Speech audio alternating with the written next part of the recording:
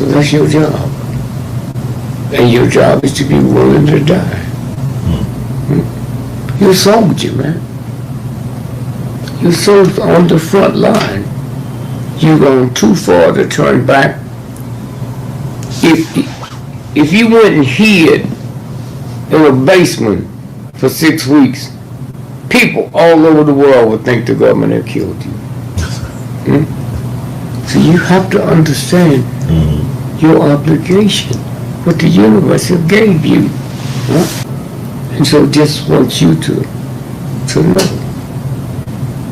Man, I looked at that smile on your face just now. And the first time I ever wished I was a photographer, to take that picture and let the world see that honesty and that integrity. And know some of the things I know, how you'll drive all over the country to chase us down. It's like a stalker, though. You hear me? Yes, sir. Chase us down. Okay?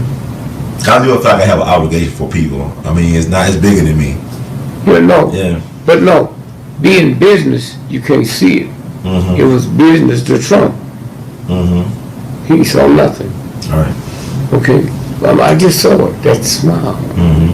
Okay. And so again, I just say, man, I thank you. I look at Kathy Hughes, what she's able to do with that children. I look at Carl Nelson, the Joe Madisons. You know, some can go further than others because some got leeway. But I just say, man, to sit here, my birthday, it's a weekend. Thank you for contributing to my birthday. You know, all I say is thank you. We move so fast. I don't know if you're married, I don't know if you're a family, I don't know if you're a wife. But when we get on here, we bosom friends. Anytime I see you, I stop whatever I'm doing. Hey, my man, how are you? Hey. Hey, man, what, you know? I owe that to you. Because together, we can beat this thug. Because it's the universal God. And so again, I just say thank you. Thank you for running me down, man. So again, but that's the obligation that you have. How old are you? I'm 36. So you don't have the right to do what 36 people do. You don't have the right to go to the dance or go to the party. You don't have a right to take that trip to Europe when I might need that plane fare to fly somebody else to feed my people that love me. You feed them. Oh, it's one thing being hungry from food. Right. There's another thing being hungry for information. That's right. And that's you the feeder. You got to be the farmer. You got to grow the crop. You got to till the grain. And at nighttime, when you hear something that sounds like water, you got to go see if the crop's going to be flooded. That's your job, man. That's right. And then you got to deal with people that think you're crazy. Yes, sir. Yes, sir. No, that's their way out. I'm embarrassed that you told me this, and I didn't know it, so I think you're crazy. That's it. Thank you. Thank you, Baba Gregory. And the words of the great Duke Ellington, we love you madly. Keep on producing and pushing. Thank you. Yes, sir.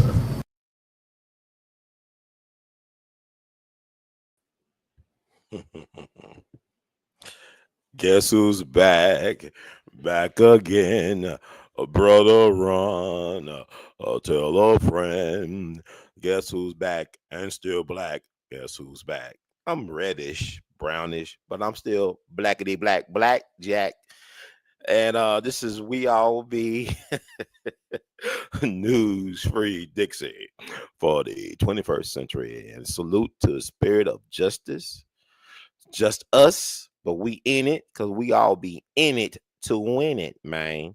So I just want to bless you all. Thank y'all for blessing me for keeping me up high in my spirits and keeping me in your thoughts and positive prayers and positive thoughts. Been an interesting ride this 2025 experiment, but we are not alone. You are not alone.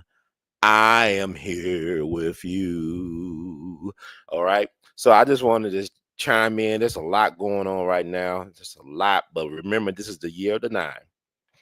9 is the number of endings and beginnings, of completions, of full cycles.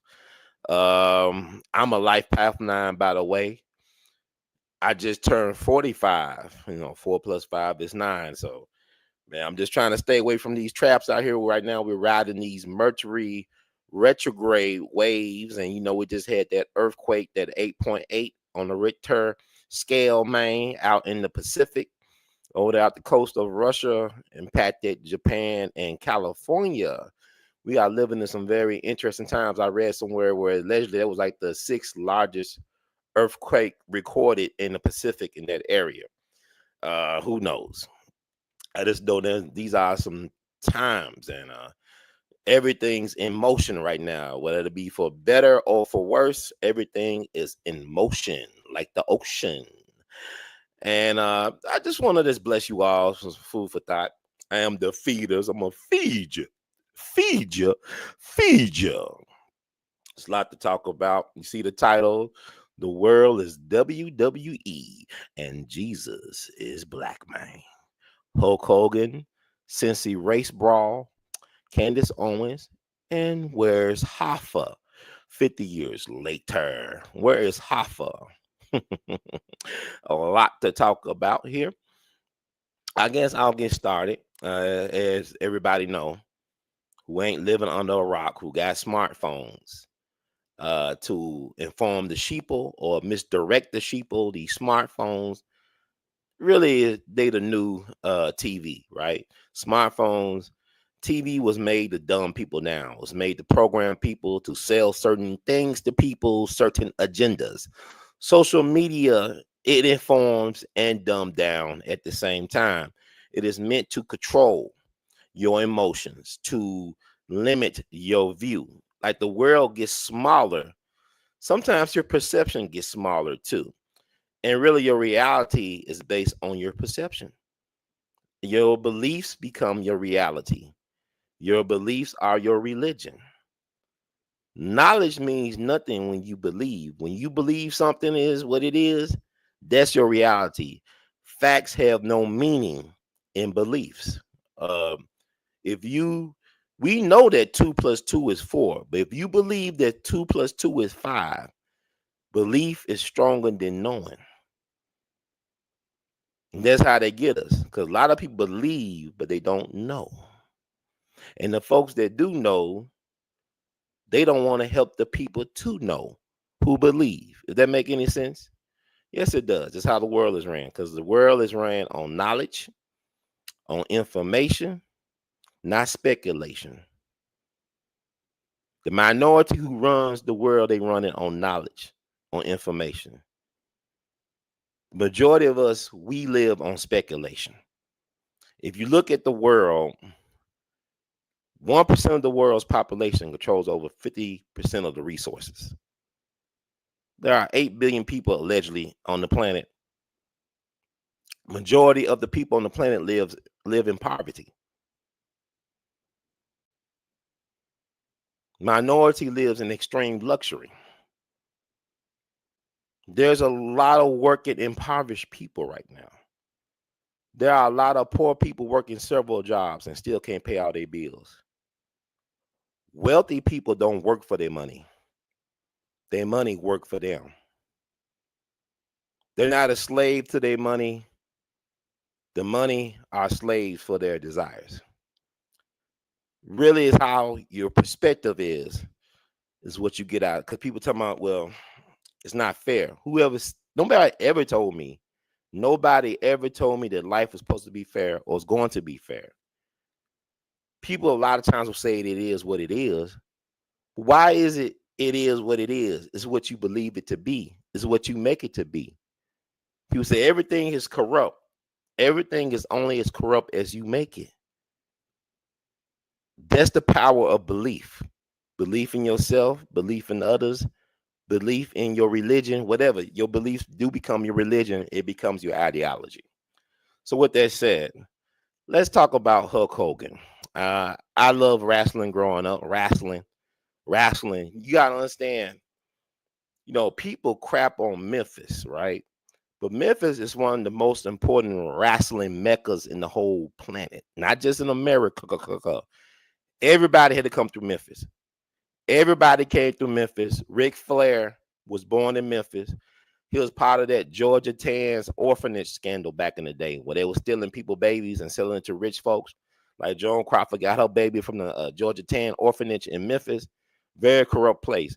I mean, people still talk about child protective services to this day and alleged trafficking allegations. But we had that in Memphis during the Boss Crump era with the Georgia Tan orphanage. Y'all look up Georgia Tan. She died right before the feds got her. They're about to diddle daddle her easy assets, and she died right on the brink of them dilly dallying her assets. Like they're gonna diddle her dally like Diddy. No diggity, no doubt. But Georgia Tan died, and she escaped the law on her way out. But yeah, Ric Flair, wrestling icon, born in Memphis, was a stolen baby back in the day. Look it up. I can't make this up, folks. Jerry Lawler, he's from Memphis. Jimmy Hart, the mouth of the South, born and they in Memphis, man. They went to high school in Memphis. The Rock came through Memphis. His daddy, Rocky Johnson. Andy Kaufman had that beef back in the day with Jerry Lawler. He had to come to the wrestling mecca. I remember growing up and looking at wrestling on local television on Channel 5, I believe, on Saturday mornings. You had Jerry the King Lawler. You had Bill Dundee. You had all of them, Reggie B. Fine, all these cats, man, all these characters was on my TV sets on Saturday morning. My mom was a big time wrestling fan, Dr. Callagher. She loved wrestling. She loved her wrestling in Colombo because she used to like to wear a little on trench coats like Colombo. Y'all remember Colombo? But my mom was a big time wrestling fan, and she passed that love on to her children for wrestling. I remember going to the Mid-South Fair and meeting the Junkyard Dog, one of my favorite wrestlers of all time. Had a chance to meet the Junkyard Dog. They did a wrestling exhibition at the Mid-South Fair. We used to be head at the fairgrounds back in the day. And I used to love the WWF. Y'all know it as WWE, but I remember when it used to be called WWF, but they had that lawsuit, whatever, with trademark, whatever. Was it World Wildlife Agency, Federation, whatever, and they changed it to WWE. But yeah, Hulk Hogan was iconic during my childhood. We loved Hulk Hogan. Yes, I am a black person, and we loved Hulk Hogan. And like I remind people, Hulk Hogan didn't say that ish, right? It was Terry Gene Bollea, a son of the South. He said that ish on them recordings, but Hulk Hogan didn't say that, man. So my childhood is preserved. It's like they want you to throw away your childhood now, like your coming of age. Like we gotta cancel Hulk Hogan, we gotta cancel Diddy, we gotta cancel R. Kelly, Bill Cosby, Michael Jackson. This is ridiculous, man. Don't cancel nobody, man, because everybody makes their mistakes, man. We all flawed. We all come short of the glory, man. But I'm gonna tell you like this: Hulk Hogan served the purpose. He's iconic. Maybe somebody say he was like the Babe Ruth of wrestling. Maybe he's more Ty Cobb. I used to collect baseball cards back in the day. I used to love studying early baseball. And my thing with baseball taught me, especially the early days of baseball, a lot of them were white supremacists. A lot of them were very, very racist. Ty Cobb had a reputation for being a white supremacist. He was a son of the South, the Georgia Peach. But he was an amazing baseball player. He was very athletic. I mean, he did things on the diamond that blacks and whites admired. But he had a stinky attitude. And then what the sad thing about it is, I'll tell you what it is. Ty Cobb may not have been as racist as advertised.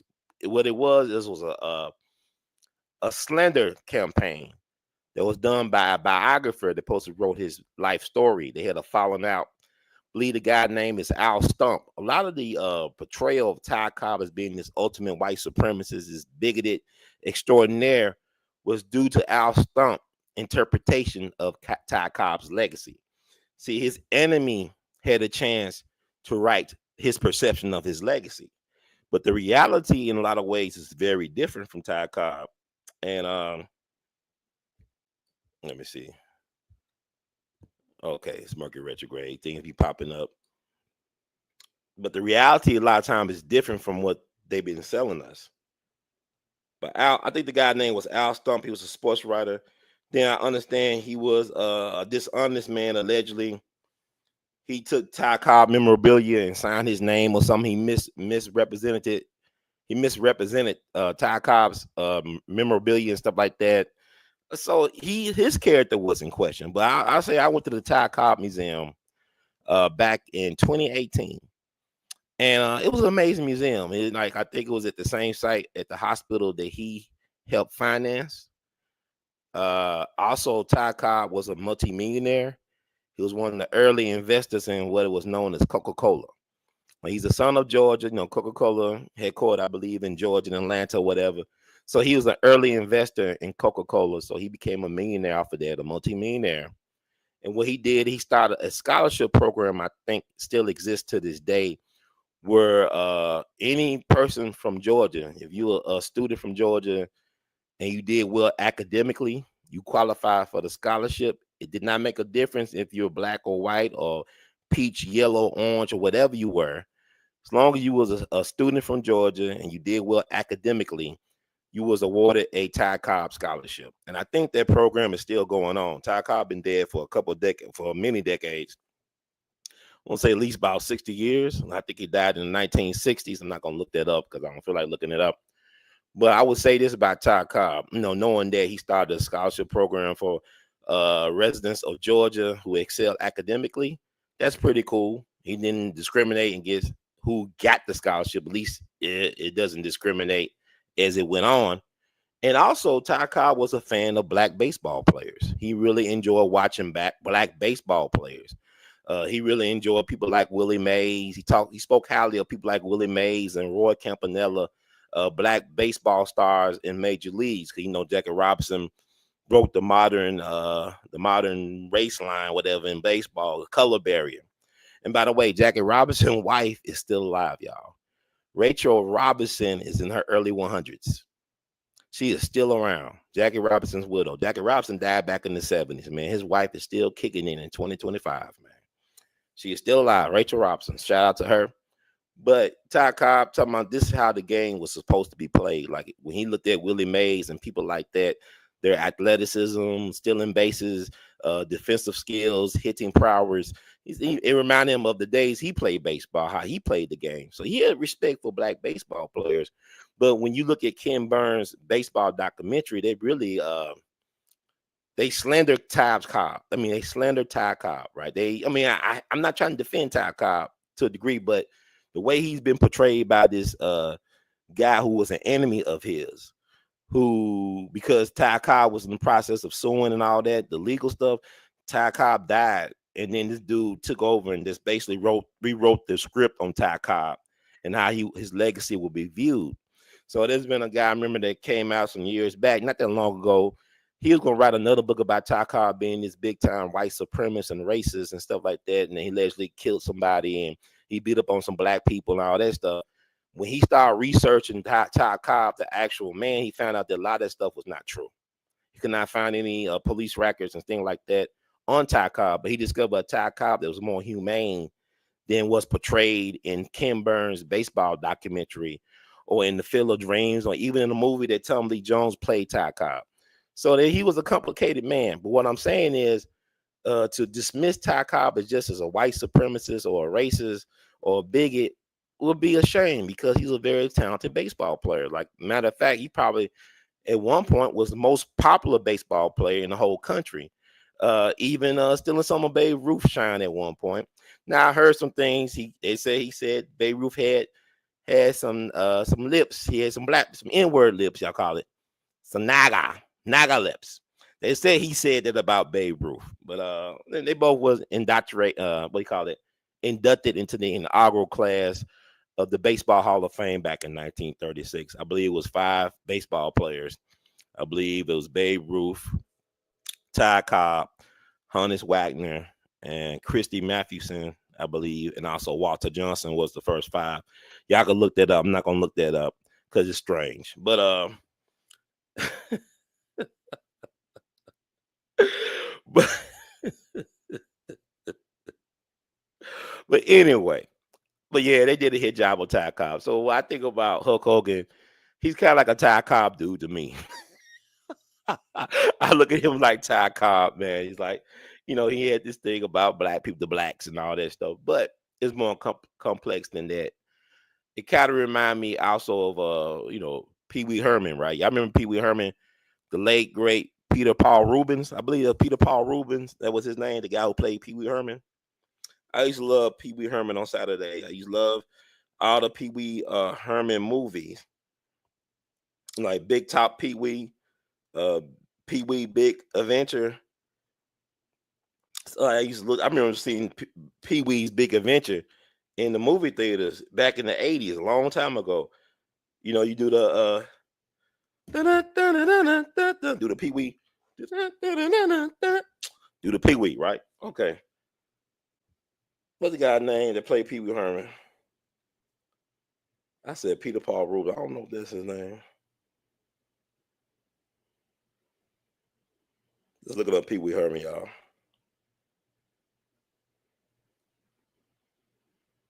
Yeah, Paul Rubens. Okay. So Paul Rubens just died. Man, he died July 30th, 2-year anniversary. He died 2 years ago, July 30th, 2023.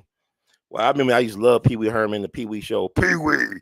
Hi, Pee Wee, Pee Wee. How you doing, Pee Wee? It's Cowboy Curtis. I think Lawrence Fishburne played the original Cowboy Curtis, right? Hey, Pee Wee, Pee Wee, Pee Wee. It's Cowboy Curtis. Ah. Anyway, they called Paul Rubens yanking it off in the adult theater. Remember that when they caught Paul Rubens, like, relieving himself of some stress in the adult theater, and they shamed him. They kind of canceled Pee Wee back in the day. My thing was that was Paul Rubens. That wasn't Pee Wee. Pee Wee was not, yanking it off and jerking it off in the theater. Hey, everybody, it's Pee Wee. Hey, what's the word of the day? Ah! That wasn't Pee Wee. That was Paul Rubens in there, doing his thing as a grown man in the dark theater. That wasn't Pee Wee. Now, if Pee Wee came out there in handcuffs, that'd been a different story. So sometimes we gotta separate the person from the character. And I'm saying with Hulk Hogan, maybe he just, was he always in character, or was he sometimes that Terry Gene Bollea, or was he always Hulk Hogan 24/7? Kind of like Rick Ross, the rapper. Is he always in character? It seems like he always in character because it's really strange. I ain't gonna lie to you. I heard that Rick Ross, the rapper, is from Clarksdale, Mississippi, and Clarksdale been in the news cycle lately for the Sinners premiere. A lot of great people come out of Clarksdale, were born and sometimes raised in Clarksdale. People like Sam Cooke and Ike Turner and Nate Dogg, smoke weed every day. They all from Clarksdale. A lot of Charles Wright, express yourself, man. Express yourself. From Clarksdale. A lot of great people from Mississippi in general. But Ricky Ross, not Ricky Freeway Ross, but Rick Ross, the rapper, he is from Clarksdale, Mississippi. And they recently had a street naming ceremony for him. But the problem is, like, they didn't use his government name or the name his mama gave him. I think they call it Rick Ross Boulevard or Street, whatever. It's kind of weird because you're playing a character. That's the name of your character, but that's not your name. So I don't know, man. It's like, the world is strange, right? But it's kind of like, okay, we got an honorary street name for young Dolph. Young Dolph's birthday was just not too long ago. He would have been 40 years old, y'all. Young Dolph Adolph Thornton Jr. would have been 40 years old, I believe, on July 27th. He's a Leo. He's a lion, man. He keep on shining, man. He's roaring from the grave. I love me some young Dolph, man. I mean, he is greatly missed. But they did the honorary street sign naming for him on Airways Boulevard, the same street that he was killed at the cookie shop. And they put his government name, his mama, daddy name, him. They put that on the honorary, I think Adolph Thornton Jr. or whatever. They put at least they got his government name in there with the Dolph thing. So that's the thing. It's kind of weird to be playing a character and you stay in character. It's like you know what, method acting. That's the ultimate method acting job. So you mean to tell me Hulk Hogan was always Hulk Hogan 24/7, which is interesting. You would have some mental issues, but with Hulk is very complex. No, this is also the 50th anniversary of the disappearance of Jimmy Hoffa, and you think about Hulk Hogan, Jesse the Body Ventura. He talked about how Hogan was a snitch. He was an informant. Informer. A Nicky boom boom there. So he informed, like Jesse the Body Ventura was trying to start a union. He's trying to unionize the wrestling business. And I guess Vince and company thought that would be bad for business because it would have cut in profits. But Hulk Hogan was the ultimate like turncoat.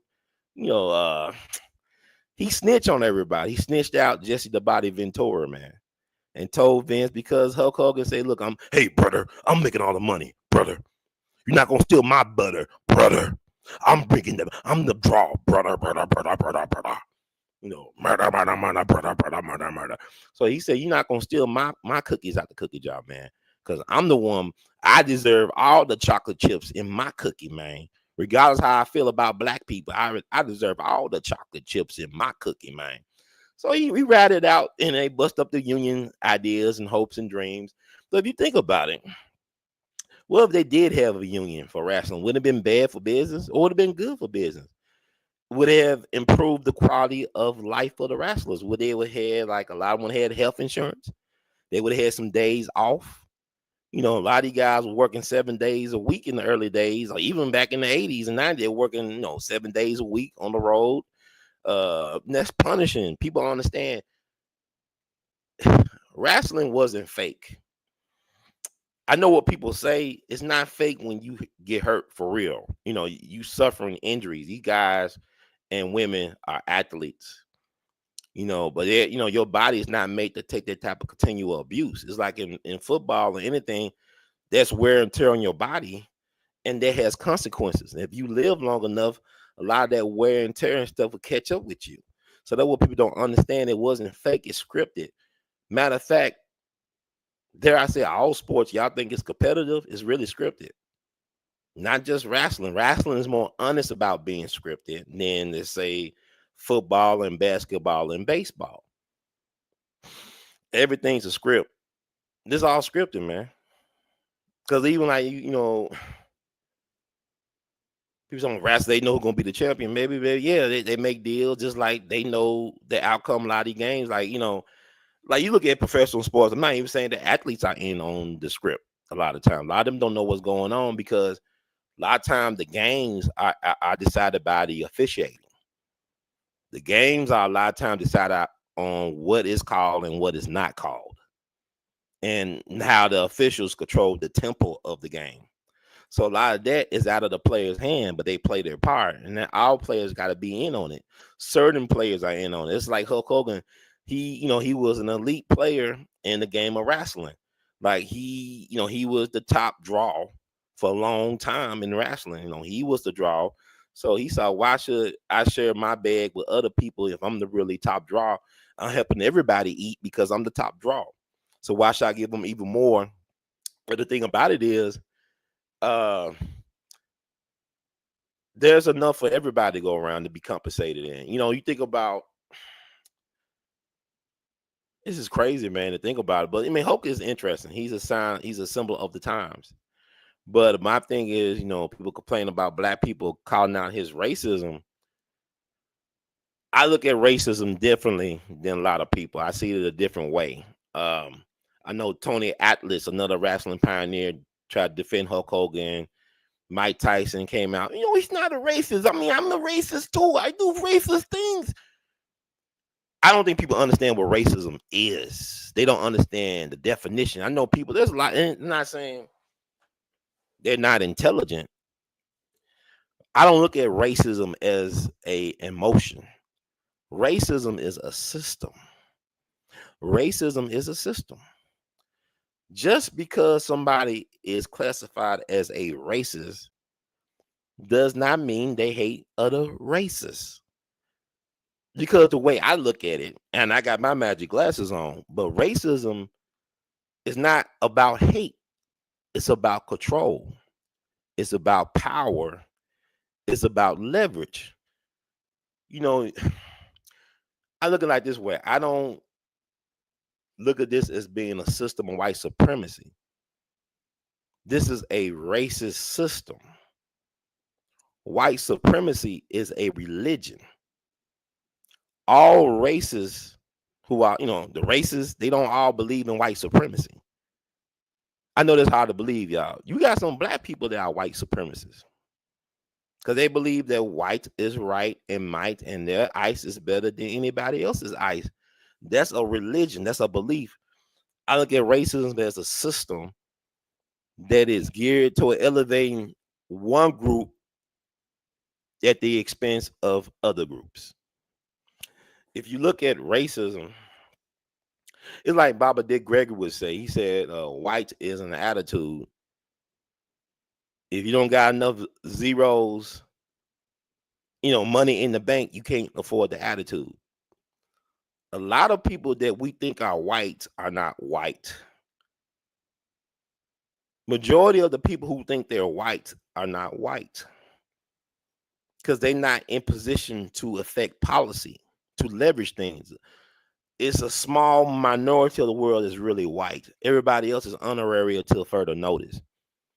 It wasn't that long ago where Irish was not considered white, Jewish was not considered white, Italian was not considered white. That was a little bit over 100 years ago. They became white recently. And I'm talking about the system that we're in, the dynamics of the system. And they can lose their white privilege at any time, trust and believe. But I believe that all white people that are classified as white, they're racist, not because they hate black people, but because they are the beneficiaries of a system that works and advocates in their favor. It has nothing to do with hate. So was Hulk Hogan a racist? Yes. But not because he hate black people, but because he was in a group that had privilege, that had access. Like even in the wrestling world, it's a racist system, right? And they have some white supremacists in the wrestling world because you look at the treatment of pioneering black wrestlers in that world. Look how Rocky Johnson, the Rock Daddy, was treated in wrestling. You think about Junkyard Dog, you think about New Jack. There's so many great black wrestlers, Booker T. Washington. I said Booker T. Washington. Booker T, he made it through, right? But it was on the backs of those pioneering black wrestlers that he was able to have access, just like The Rock. So what I'm saying is the wrestling world is a microcosm of the so-called real world and how preference is given. People keep on talking about black fatigue. I got white privilege fatigue. Black fatigue, see, Hulk Hogan, he's not a racist. Like, he don't hate black people. Think about what he's saying. He said he wanted his daughter, if she was going to mess around with a black dude, let him be an 8-foot tall black guy worth $100 million. He say what a lot of other black people think. If I want my daughter to marry a guy who mess with a guy that got resources. If he's a black guy, let him have some resources, right? But he call us the other thing, right? And also, when his son got in trouble for almost killing his friend in that car wreck, well, he told his son, hope we don't come back as black people. You want to know why he said that? Because he know that black folks be catching hell in this society. So y'all, it's like y'all ain't look at the bigger picture. Hulk Hogan know that to be classified as black in this racist system, you catching hell. So Huck already knew. Oh man, black people catching hell. Y'all think, oh, he hate black people. No, he let him know. Hey, I know y'all got a tough road to toe. He's a son of the South, born in Georgia, raised in Florida. He know. So my thing is, don't throw the baby out with the bathwater. He was very important to the wrestling industry. He was a global iconic star. And a lot of y'all started hating the Hulk, really, quite frankly, when he started endorsing Trump. It had nothing to do with him saying what he said. But how ironic it is that he dies on the 10-year anniversary of him losing. Everything became revealed in them audio tapes, right? Everything became revealed in them audio tapes.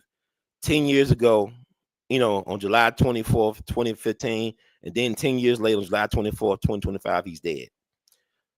That's karma, right? Y'all say that's karma.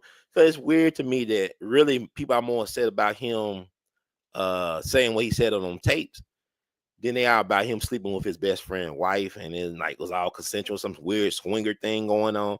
This dude, he was the best man at this guy's wedding, or Bubba the Love Sponge, whatever his name is, the radio personality. He allowed his best man to sleep with his wife. It's weird, man. Y'all ain't talking about that, And they talking about Brooke Hogan. She allegedly took herself out her father's will, right? Allegedly, that's what she said. And they have not been on speaking terms for the last, I believe, 2 years. And so she's married to a former hockey star, and they had twin babies, one boy, one girl. And she named the girl middle name, her name is Molly, but her middle name is Jean, after her grandfather, who she never met. So Hulk Hogan never met his new twin grandkids this year when they was born. He didn't have a chance to connect with them, although the husband was trying to reconcile with Hulk so he could have a relationship with his daughter and his grandchildren. And it never happened, unfortunately. But the thing about it is, they said he's worth $25 million. I thought that was strange. I said, well, he just worth $25 million. I thought Hulk would be worth at least over $300 million. He won that Gawker lawsuit that beat Peter Thiel, the founder of PayPal, endorsed, and then he won another lawsuit, I believe. But the thing about it is, Hulk got married. I think he divorced his first wife, so he was paying alimony. Then he got married 2 more times, right? But 2 more times or 4 times, that's expensive, especially if you ain't signing prenups. But I'm sure that money gonna come up, in residuals. Because like Biggie said, you're nobody till somebody kills you. So, I mean, I'm sure he's going to get that money back on the other end, but he ain't going to be able to enjoy it. But she allegedly stepped away. She wrote herself out the will, supposedly, but she is going to get a payout on a life insurance policy that the Hulk had for her. So Hulk, even from the grave, he taking care of his people. They're going to make sure they eat, but man, I don't really have, I'm not hurt by Hulk. You got black folks that have said that Hulk Hogan and watch John Wayne movies, right? It's black folks that hate Hulk Hogan, but they still watching John Wayne movie. John Wayne was like a racist and a white supremacist, according to what he said. Well, program, America is racist. I could say some good things about President Andrew Jackson. I could say some horrible things about President Andrew Jackson, and it still does not diminish his greatness. And I don't have to like him. It's like I come from the land of the Confederacy. This is Dixie, where I come from, and we had a character named General Nathan Bedford Forrest, who was a hero to some, but he was a demon to others. He was the devil. This man was a notorious slave trader, made his millions off of trading black folks' souls and everything. Then he was a general of the Confederacy. He led the Fort Pillow Massacre. I don't care what his apologists and his hero worshippers got to say. Nathan Bedford Forrest was there when they were killing black soldiers, women, and children at Fort Pillow back on April 12, 1864. Them Confederates was under his command. And then what the white folk did, the daughters of the Confederacy, a lot of people don't want to talk about the white women role in advocating for the lynching of black people, for the subjugation of black people with Jim Crow laws. White women played a big role in that. And the white women are the reason why a lot of these monuments and stuff was raised around the Southland back in the late 19th and early 20th century. It was white women that raised the money, the daughters of the Confederacy, for these monuments. So they raised the money for a equestrian statue of Nathan Bedford Forrest. They exhumed him and his wife remains from Elmwood Cemetery in Memphis, moved their body remains onto Union Avenue, downtown Memphis. Back in the early 1900s, had a sculptor from Italy sculpt a equestrian statue. That mean, like, a figure on horseback, right? Because he was a cavalier general, and his tactics are still studied in military academies around the world. So he was a military genius, and he was self-taught. But it does not separate the fact that he was a slave trader, that he was possibly quite a suspect. He was a war criminal, and he was the first Grand Wizard of the Klan But I can say some good things about Nathan Bedford Forrest as well too. So I mean, Hulk Hogan is not no first Grand Wizard or no Grand Wizard of the Clan to me. But he's a flawed person. But if you listen to, see, I want to talk about this because people make it too cookie cutter, right? If you look at some of the stuff Muhammad Ali said, and I love Muhammad Ali, but I'm talking about if you look at some of the stuff he said, especially when he lost his belt, he lost his ability to make a living in boxing, right? When the United States government stripped him of his heavyweight title, and they had him lose some of his prime years. He was out of boxing by almost 4 years or something like that. He was making money speaking at college campuses and doing interviews and lectures and stuff. Watch the stuff, listen to some of the stuff that Muhammad Ali said about white people during that time, about his religious beliefs. And I love Muhammad Ali. Not saying he's right or wrong, but he was saying some very harsh things about white people now. And now he's such a beloved icon. As soon as they took away his ability to talk, he become a beloved icon, just like Richard Pryor. Soon they took away his ability to articulate his thoughts. They're gonna control the narrative and all that stuff. So like he become a beloved icon after they took away his ability to speak. Because he was a hell of a communicator. He was a great communicator. But you look at some of the stuff that Muhammad Ali said out in public about white people and race relations. Like he didn't believe in no race mixing. The white people were the devil and all this stuff. He said a lot of harsh things. I'm not even saying it's right or wrong. I ain't even talking about that. I'm not making no moral statement on it. I'm just saying it's complex. You just can't pick and choose what you want to, receive. You got to receive the whole package, because if you start thinking about it, you got to counsel everybody. It's not just Hulk Hogan, not just Muhammad Ali, it's not just R. Kelly. You got to counsel everybody. You got to counsel all these rock and rollers. Y'all love Ozzy Osbourne. He had his warts too. Y'all talk about R. Kelly. What about Jerry Lee Lewis marrying his 13-year-old cousin? What about Elvis getting with Priscilla when she was 14? The parents was okay. That was a different time. My uncle Frenchie, he passed away July 31st, 2021. And that's tomorrow will be the anniversary. I can't believe it'll be 4 years. And he married my aunt Olive, who died this New Year's. She was 14 and he was 24. And they was married for almost 70 years. And he started and owned the oldest black-owned newspaper in the state of South Carolina, the Charleston Chronicle. And he was an advocate for his community. He stayed married to that woman. He had his flaws, whatever, like any human being. But I'm saying when she was 14, he was 24, and they got married, and they stayed married.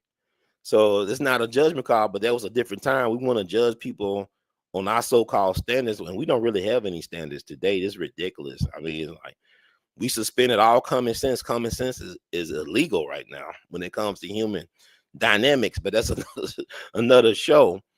But what I'm saying is this: if you start looking at everybody like Miles Davis, he beat on women. Was it his fault though? I mean, if he allegedly beat on them with trumpets, they might have, and they stayed around. If I'm hitting you with a trumpet and with my hands, Miles Davis was a boxing fan. He's a big fan, trained with people that train Sugar Ray Robinson, people like that. They was his friends. So if he punching women and stuff like that and they stand, is it all his fault? I mean, it's complex, right? I'm just going to turn my back on Kinda Blue and Sketches of Spain and Bitches Brew and all this great discography of Miles Davis because he had an issue with women.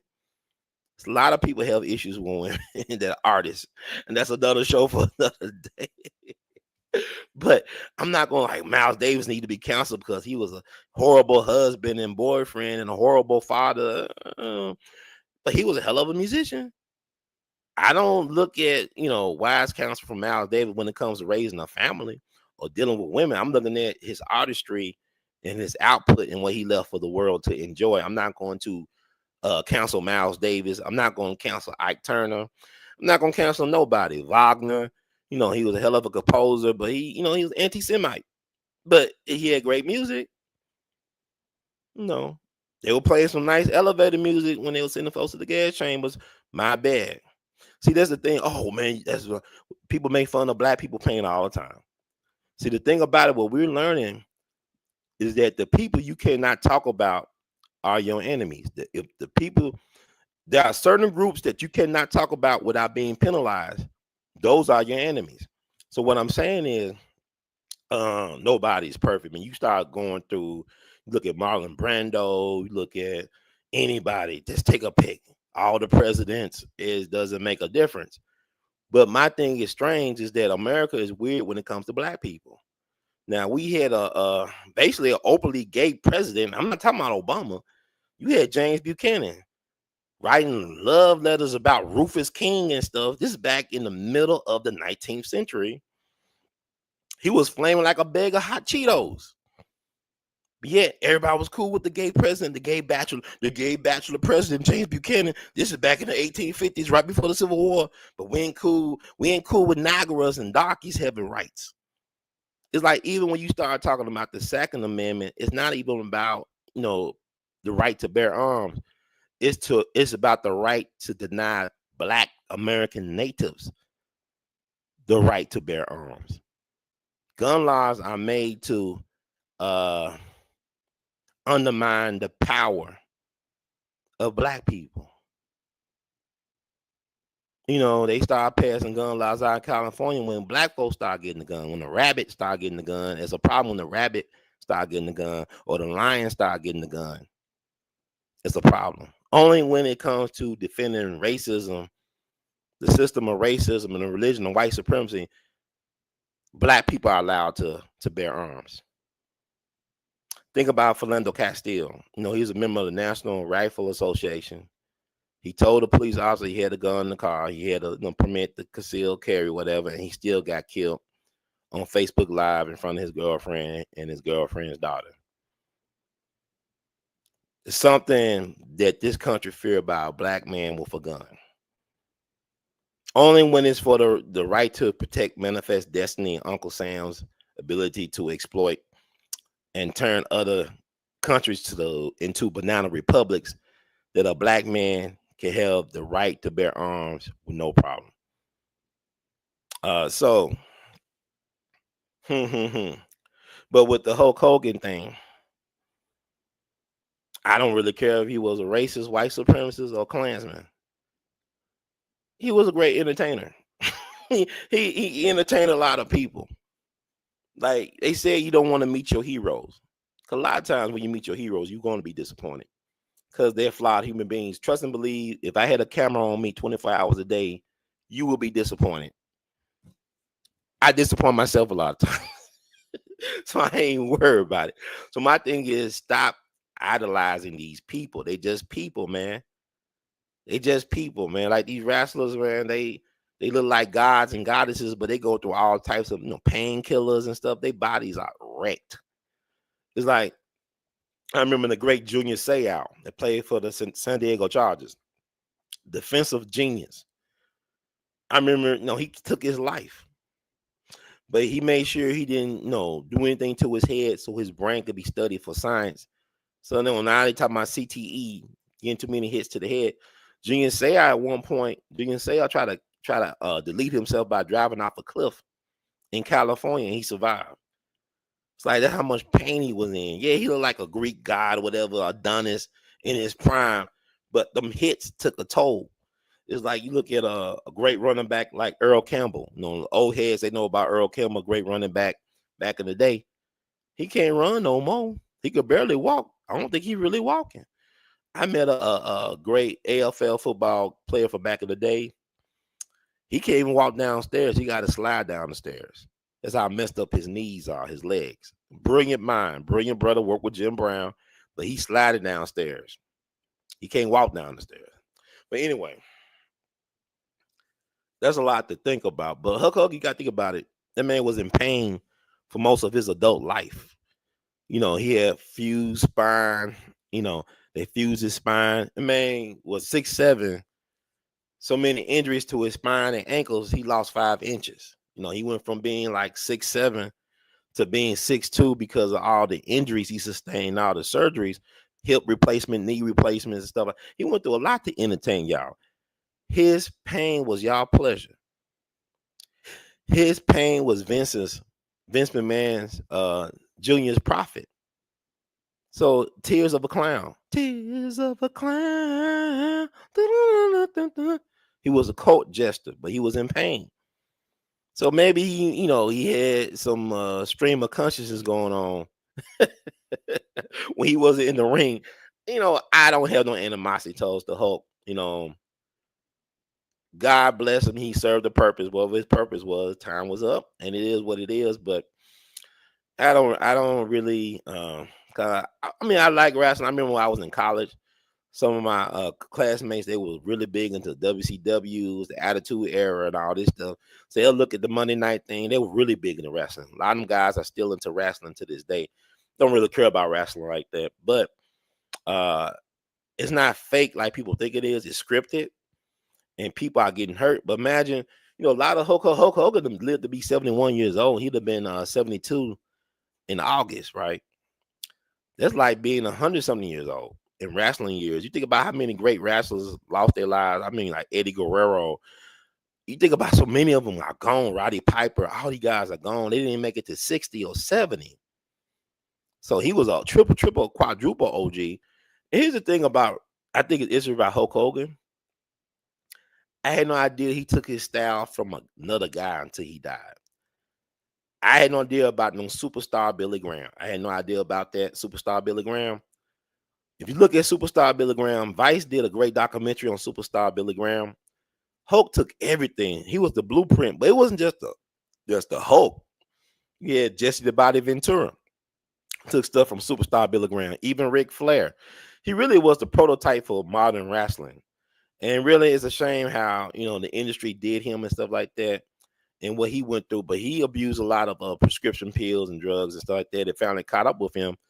He lived to be 79 years old. I believe he died April 28th of 2023. So Hulk Hogan died just a little bit over 2 years after his inspiration, which was superstar Billy Graham. Look up superstar Billy Graham, y'all. It's an interesting story. Interesting story. So I guess that's enough for the Hulk. Yeah, I see your Spirit Justice out here teaching out here in the chats. Thank you for dropping that information.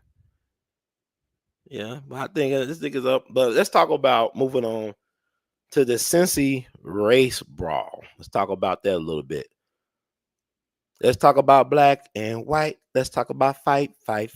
Let's talk about all the good things and the bad things that can be. First and foremost, I love Cincinnati, Ohio. I love Cincinnati. It's a nice city. It's a good-looking city. The architecture is off the chain. I mean, go to Cincinnati. I mean, it's a beautiful design city. It's very hilly in certain sections. Architecture is amazing. And I'm gonna tell you something, some good looking women in Cincinnati. Lord have mercy, some good looking women. Man, it's something about the Midwest, man, but it's like Cincinnati got some good looking women. That's why it's called the Queen City. Okay.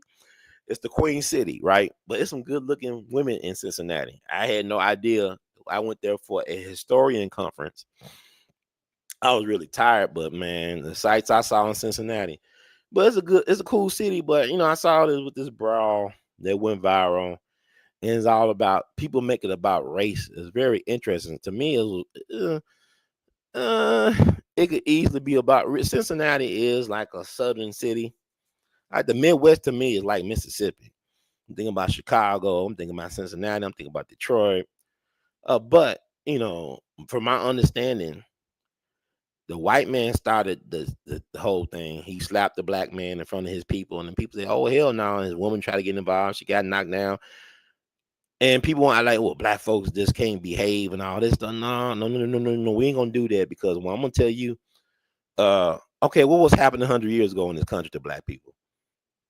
I mean, they were wiping whole towns off the map. It was genocide. You talking about Gaza? There was a lot of Gazas going on in America 100 years ago.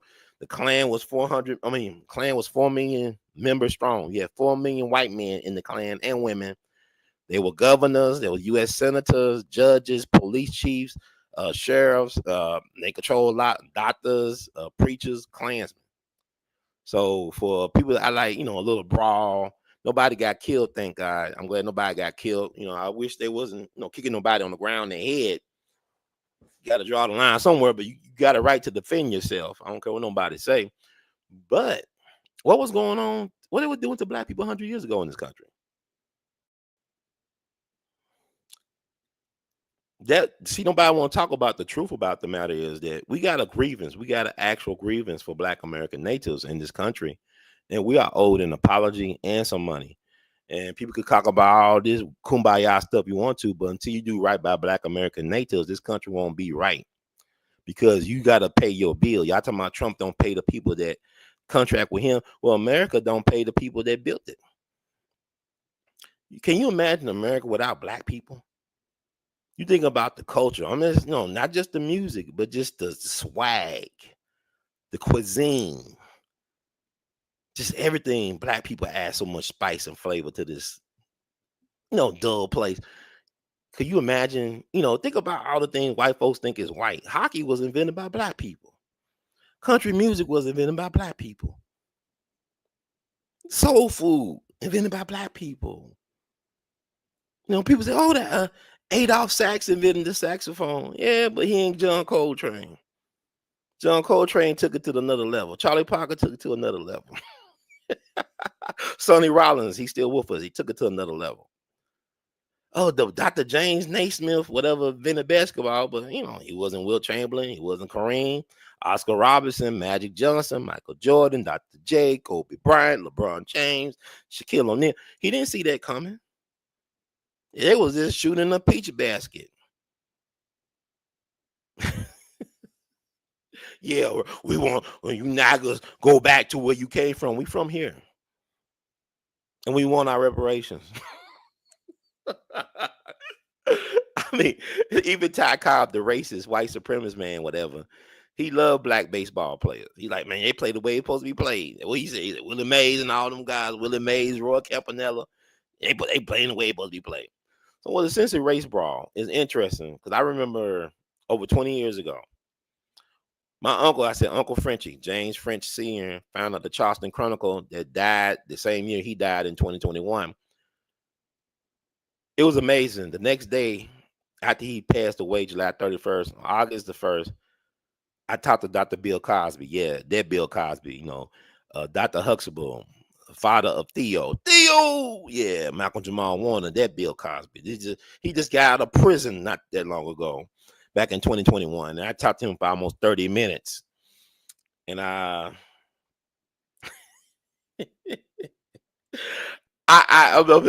brain freezing right now. Why did I bring that up? Oh, yeah, okay. Well, Bill Cosby, man, it was interesting because he talked about, I did the pound cake speech. I said, wait a minute, Dr. Cosby, before you down yourself, man.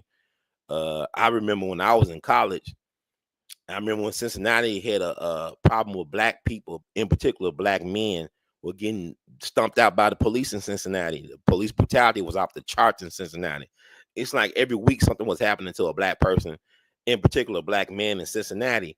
And I told Dr. Cosby, man, before the pound cake speak, yeah, but a couple of years before that, Dr. Cosby, you were one of the first influential Black celebrities to boycott Cincinnati for police brutality. He said, you remember that? You remember that? I said, yeah, I used to read about it in the St. Louis American when I was in school. And you use your voice to advocate for justice for Black people. I said, when they tell your legacy, they got to be balanced about how they tell your legacy. Just like with Hulk Hogan and anybody else, we all have our blind spots and our warts, but be balanced in how you present a person's legacy. Be balanced. So, Bill Cosby, he boycotted, Cincinnati. Then other Black celebrities follow suit. Y'all can find this online. Take a look. It's all online. They boycotted Cincinnati. I believe Cincinnati has not learned this lesson, but it's a beautiful city, though. I love Cincinnati. The architecture, I said, the women are gorgeous. A lot of history. Just a wonderful town. They got a black eye, like most of America. But when I see people online trashing Black folks like we just such monsters and we out of control, that's ridiculous. It's about human nature. It's like when a person slap a person, like something about when you slap somebody, when you spit on a person, they lose all their mind. It's something when a person actually want to spit on you. Like people spit on people by accident, right? We talking, you go out to eat. I'm just gonna say it like this: you go to restaurants, they spitting on your food. in the kitchen. They not trying to like actually spit, but when people talking shit, projectiles and stuff, spittle flies around. I'll be at a restaurant. I hate, the waiter, you can see them like they'll be touching their face and you try not to pay attention to it, but this woman touching my food or my dishes and she doing all this scratching her face and touching her mouth. What you want? You want that? I don't want the herpes. No, man, I don't want your herpes. You want that? You like that? You want that?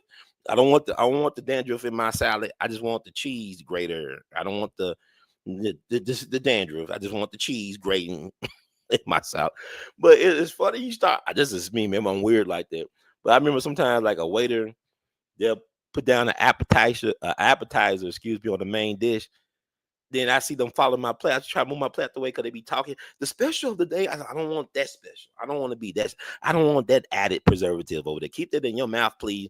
Stop following my plate around when I'm moving away from you. But anyway, I'm weird. I go to drive-thrus. I don't want to see what they're doing in the kitchen. I don't want to see them scratching their ass or their nose and they pick their nose. What the hell they do and they give you your food. I be looking the other way when I'm in the drive-thru. I have my music playing. It's not a hey sir. Oh, okay, you ready? I don't want to hear them. I don't want to see them scratch their nose, or whatever, scratch their ass while they get my food. That's just me. And why I'm bringing all this to bring up, right? But people are interested. But you just got to assume. But when somebody actually spit on you, like they purposefully spit on you, that is so disrespectful. That is like, I don't care how well behaved and nonviolent you are. Somebody actually spitting on you on purpose, that is despicable. That is the lowest of the low. I'm not saying that happened in this case, but I remember on the Flavor of Love show, New York, when that white girl spit on New York said, oh, hey, now. All the ancestors came, oh, here now, Karen. Here now. We gonna rock you out. But like when you slap somebody, oh yeah, man. Like if it's a like unprovoked slap, like dude, white boy slap dude. This ain't no Diddy party. What you slapping me for, man? I declare war. But there's limits to this. But people want to throw the book at these people. I just think about cases where black folks caused so much hell in this country. It ain't been 100 years ago. Black folks getting killed over Valentine's Day cards. You gave somebody daughter a Valentine's Day card, they kill you. They'll throw you in the river or the lake. This really happened down in Florida where Hulk Hogan's from. Willie Joe Howard case. This brother gave a Valentine's to a white co-worker. Her daddy found out about it. He was a state politician in Florida. They kidnapped his father from the job. They kidnapped him. They brought him to to the lake or river. They gave him a couple of options. They said, you could either jump into this water or we could shoot you. With his father present, right? And so he chose, they had him bounded. And I did some videos on Willie Joe Howard. I'm just make sure I'm saying his name right, so I'll look it up.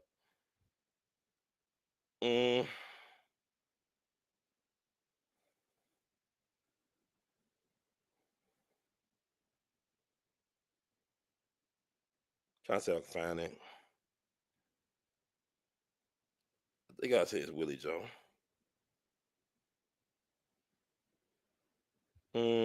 Willie James Howard. That's his name. Willie James Howard, right? This the only child of his parents, right?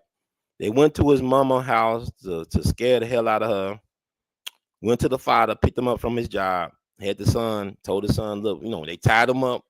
They gave him two options. That we could shoot you or you could jump into this water and take your chance. He decided to jump into the water, but his father was held at gunpoint. He could not go in after his son to save his son. So these demons took the father, drove him back to his place of employment. This dude, instead of him going straight home, he worked the rest of his shift. Your mind, you just saw your son get murdered by some evil, powerful white man. And you go back to work and finish your shift and then go home. And then they had to leave the town. Their only child. Over a Valentine's Day or a card, because it was right before Valentine's. It was like really in the winter, like around December or whatever like that. When he sent the card. They worked at a hardware store in the town, and he took a liking to it. Then he wrote, I think, another letter saying, "Please, I meant no harm. Don't get me in trouble. I really do like you. If we was up north, it would be different. So this is back in the 40s. Yeah, I said, well, y'all be saying, well, why did black boy want to mess with the white girl? This is right. This is like over 10 years before Emmett Till. And the thing about it is, I interviewed Medgar Evers' brother, Charles Evers, his big brother. And this Charles Evers, y'all gotta look up Charles. Charles said they were knocking down on white girls back then. I said, y'all in Mississippi? Yeah, man. We were knocking the white girls down. Yeah, man. He said he worked at a job as a teenager. White girl was constantly trying to hit on him, like, she was a attractive waitress. She'll go around rubbing her chest on his back and stuff, just doing all type of freaky stuff. He said, hell no, girl, I can't get lynched for this shit. I can't get lynched for this. No. He left. He ran away. But he said, I'm not down no white girls. So my thing is this. There's always been like that. Like Ida Wells, he discovered that a lot of these so-called, y'all call them grape. I like grape. I don't like the grape y'all talk about. But she said a lot of that was really consensual. That the white women were going after the black men. That's why they ran Ida Wells out the South, because she found out the truth about this wasn't about no sexual assaults. This was about consensual sex. And black men always been involved. They love the brothers. You go back to World War I. The white doughboys, white jealous doughboys, the white American soldiers were telling them French women, they got monkey tails. They said, ooh, wee wee. They got ooh, wee wee, ooh la la, ooh wee wee. They said, yeah, we want to play with the monkey tails. Matter of fact, Thurgood Marshall's Jegna, I don't like to say mentor because mentor means something else. The origin of mentor, and y'all look it up. And I call him Jegna. Charles Hampton Houston was the dean of the Howard University Law School. He trained Thurgood Marshall. He really was the architect behind the Brown v. Board case. But he passed early, like overwork, exhaustion. He was like one of them black, excellent, I got to work hard. I got to prove to the white man type of dudes. But he was a brilliant guy. He was an officer in World War I over in France. He talked about how they almost got lynched, him and these other black soldiers, because the white women were choosing them. I choose you. The white women were choosing them black soldiers in uniform because they want to play around the monkey tail. And the white soldiers got upset. They were about to lynch Charles. This dude was Ivy League educated, an officer in the U.S. military. You had white military soldiers from back home want to lynch them in France because the white women were choosing them. I remember my grandfather, my mother's father, the late great Arthur Taylor Sr. He talked about sometimes we get drunk. He'll talk about, well, Ronnie, if you ever go to France, you see somebody with a nose like mine, that might be your kinfolk. Because he's talking about, when he was over in World War II. The white woman fell in love with him, she wanted to go back to America with him. I can't take you back to Mississippi, man. He met a World War I soldier, a black soldier that stayed over from World War I. He was living in France. He was living it up. He told my grandfather, man, why don't you stay over here and get one of these white girls and live it up with us? They treat you differently over here. He said, no, I'm going back home. White girl was crazy about him. He said, I can't take you back home. I can't take you back home. I wouldn't be here. Thank God he didn't take her back home, or he didn't stay over there. But but that Cincy Brawl is interesting. It's not as much ado about nothing. Because like even you look at the all-white town they built in Arkansas. First of all, I don't know how any black person want to live in Arkansas. I really don't. Arkansas to me is like, people talk about Mississippi and Alabama and Georgia. Arkansas is on another level. I believe Arkansas is the most gangster state in the whole union, man. Arkansas, y'all don't understand. Arkansas is so dang corrupt and racist and white supremacy. They be saying it wasn't us. It was them white folks from Mississippi and Tennessee that did it. We didn't do it. We didn't do that to them Niggers.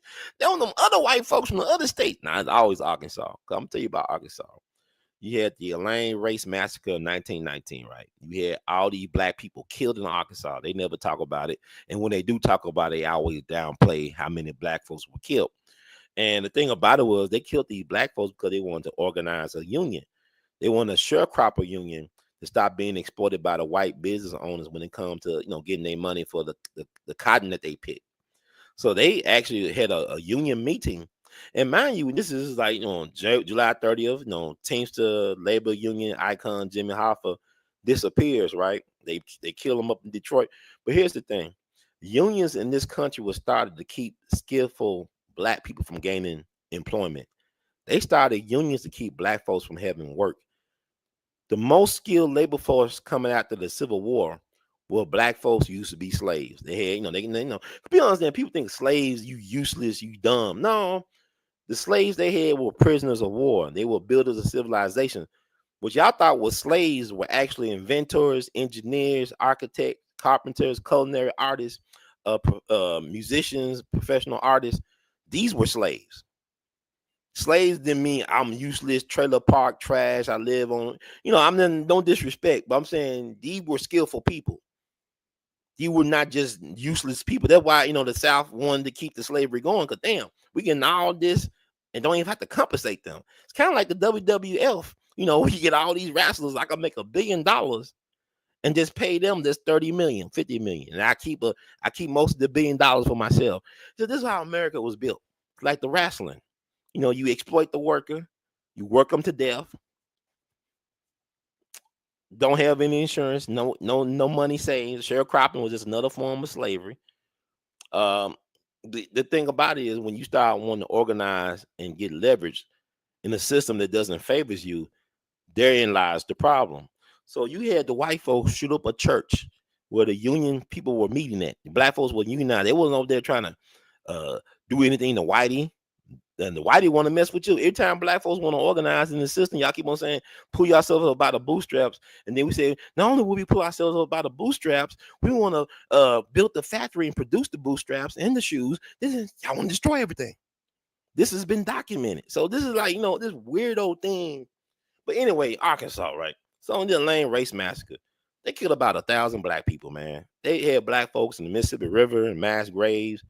They killed a prominent black family of doctors, the Johnston brothers. These were prominent black men that were known nationally. These were professional black men. They mama ran a funeral home, prosperous black men. One was a World War I veteran that fought with the Harlem Hellfighters, the New York National 15 Guard, National Guard that was disowned by our government. And the French adopted these men, and they was the greatest fighting regiment from America. And they were disowned by their own country. The Harlem Hellfighters, Lieutenant James Reese Europe brought jazz to Europe, one of my heroes. So my thing, they killed the Johnston brothers. They was on a hunting expedition, but they didn't know they were being hunted as well. So this is a prominent black family of doctors and professional people lynched for being black. And you talking about some damn brawl. White folks got beat up because they effed around and found out. But y'all did the terror. White terror. You got a picture in the Arkansas State Archives of the governor of Arkansas at the time going coon hunting. He's hunting black people. There's a picture of the governor of Arkansas hunting black people with the National Guard. This is in the state archives. Several pictures. And by the way, he was from Mississippi. He wasn't from Arkansas. So they were, ain't us doing it. It's the Mississippi folks. It's the Tennessee. It ain't the white folks, good white folks in Arkansas. So we having class today. So don't tell me about no Cincinnati brawl. There ain't nothing. Black folks catch it. Matter of fact, you look up at the New York Times, right? Back in the 1920s, Donald Trump daddy was in the Klan. And I voted for Donald Trump 3 times. I don't care. But his daddy was a Klansman. It was weird. And like the time traveling thing, you can find this New York Times articles from the 20s. The Klan had a rally in Queens, New York. Donald Trump is from Queens. He was born in Queens. His daddy and something all in Queens. It's like all them rappers from Queens, right? Like A.L.L. Cool J, Run DMC, Nicki Minaj, Ja Rule, all these great rappers. Nas, they from Queens. Donald Trump, 50 Cent, they all from Queens. But anyway, they had a Klan rally. Klan got into a fight, into a brawl with the NYPD. The Klan fought New York Police Department up in New York back in the 20s. Back in the 20s, you had 4 million members in the Klan. The Klan was the strongest back in the 20s. You had 4 million people in the Klan. These not just no trailer park people. These were prominent politicians, business people, religious figures. You know, and they say they arrested a dude named Fred Trump. Now, why would they got the way to mention Fred Trump in a 1920s news article from New York Times concerning the Klan? Donald Trump daddy was a Klansman. Okay, America is a Klan. America, like, you know, Donald Trump and his dad did not invent redlining. That's American pastime. American pastime never was baseball. It was blackball. America pastime has always been blackball. Black American natives. So this is where we at. So that was over 100. That wasn't even 100 years ago when Donald Trump daddy got arrested for fighting the police as a Klansman. I told Dick Gregory he didn't even know that. You know, and also he have a show coming up. We're gonna talk about. I found out from a credible source that John D. Rockefeller killed Booker T. Washington. Ooh, what the wrong? I found out from a credible source that John D. Rockefeller allegedly killed Booker T. Washington. And I'm going to share with you all in the very near future the reason why John D. Rockefeller allegedly killed Booker T. Washington. It's going to be interesting to talk about. And I'm surprised there's no content out there that I already figured it out, but I just have this person. We're going to bring it in. She's going to sit at home. Why did John D. Rockefeller have Booker T. Washington eliminated? It's going to be interesting, y'all. It's going to be an eye opener. That's why we do what we do. That's why you got to support these type of programming and channels, because they really going after me, man. I'm a targeted individual, and I didn't realize the game I was playing, and now it's too late for me to quit. Because like I'm like Al Pacino and Godfather. Every time I try to get out, they pull me back in. Hope y'all can hear me. And so this is the thing. Yeah, the Cincinnati Brawl is overrated, but then like the whites only town in Arkansas is overstood. Arkansas is white supremacy land. I'm always trying to speed through Arkansas. Like the speed limit be like now it's like 80 or 75. I go by 85, 80 in Arkansas. I'm not trying to stay in Arkansas. I'd rather stay in Mississippi overnight than stay in Arkansas during the day. I know about the history of Arkansas that y'all don't understand. Arkansas is the most gangster state in the country. You got to understand, you had a Rockefeller that was a governor of Arkansas. The headquarters of Walmart is in Arkansas. Bill Clinton, yes, Bill Clinton, I did have sexual relations with that woman. Yes, I did. And it was terrific. It was great. He's from Arkansas.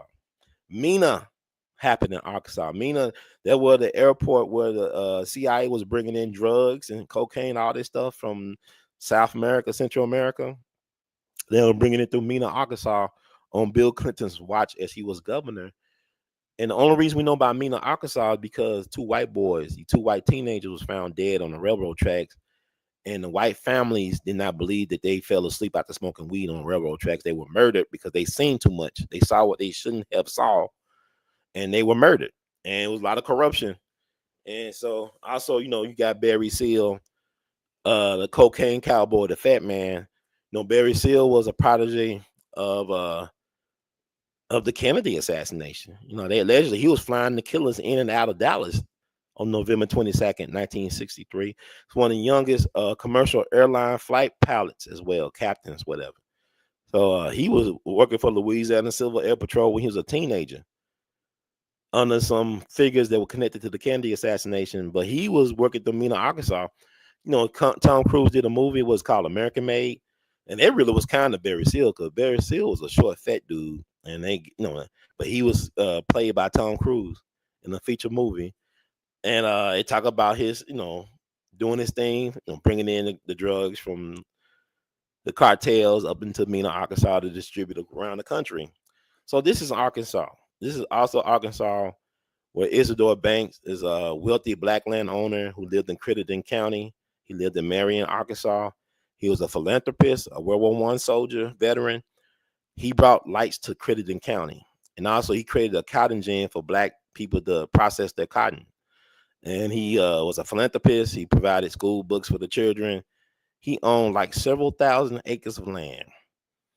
Them white folks kidnapped him with some black people back in June of 1954. They tortured this man for days. They castrated him. This man was a big black dude. He was a red black dude with freckles and red hair, well over 6 feet tall, well over 300 pounds, very prosperous looking black man. They burnt that man down to like he was a candle wick. I mean, there's pictures of him like charred up, but it was captured by Ernest Withers, the famous civil rights photographer, aka FBI informant that worked out of Memphis, who also captured the photos of the Till trial. The iconic photo of Mose Wright pointing to the killers of his great nephew. So that's Arkansas. They took that man's land. You go over there now, you got the Dog Track Casino, I-55 is built on the land, subdivisions, businesses. They took that black man's land. His family had to flee for their lives back in 54. I interviewed his daughter, who was 4 years old. They took her on a one-way trip up to St. Louis. And then she had a daughter up there in St. Louis, split his family up. His other daughter, his eldest daughter, I believe, tried to go to the bank, the local bank, to get her father's money out the bank, almost $100,000 back in 1954. Money was gone. What's crazy was that family lost all their land. They never claimed the land. I mean, like I said, they built subdivisions, businesses, hotels, whatever, Dog Track, Casino, I-55. And the widow of the sheriff of the county, she passed away, I believe, in 99 or something like that, somewhere not that long ago. But she left the local white church $8 million. And you couldn't imagine where that $8 million came from. And then I don't believe the sheriff was like that great of a businessman, but he does represent what white America does best, is take that, take that, take that. No diddy without the baby oil, man. So that's Arkansas. I talked about Arkansas. Arkansas gangster because Arkansas is the natural state. It's the best place. If you want to get rid of somebody, hide them in Arkansas. They'll never be found. If you want to do somebody, I remember a white man told me that. I said, the white man know how I think about. I know how the white man thinks. This white dude, this Marine veteran, said, "Yeah, man, you want to get rid of somebody," and he brought that up on his own. He's like, "You want to get rid of somebody? You do it in Arkansas. You dump them in Arkansas. They'll never be found." There's so many places to hide a body in Arkansas. Ask about them 1,000 black folks they killed back in 1919. They still don't know where all the mass graves are. So anyway, I think there's enough. But yeah, they want basically like the all white town in Arkansas. They can have that. I don't want. Why do black people want to go where they not wanted? The civil rights movement. I'm not gonna eat at a restaurant where they don't want me to eat at. I learned it from Jimmy Lunsford. He got allegedly poisoned at a whites only or a whites preferred restaurant up in Oregon. Oregon had in the state constitution back in 1859, 2 years before the Civil War, that a black person could not live, work, or own property in Oregon. Well, I want to eat a hamburger in Oregon. Now, I ate a hamburger, a salmon burger in Oregon in 2017, when I was investigating what happened to Jimmy Lunsford. But I'm just saying, like, in general, why would I want to go to a restaurant in Jim Crow America where I'm not wanted? I already told you how people spilling your food anyway by accident or by natural or by nature. Ain't gonna tell them what other secret recipes they put in your food, preservatives and stuff. But I don't care about them building an all-white town. Because black people build America, but you got sundown towns everywhere, man. There's a lot of sundown towns. When I'm talking about sundown towns, I'm talking about towns where you could not be out at night if you're a so-called black person.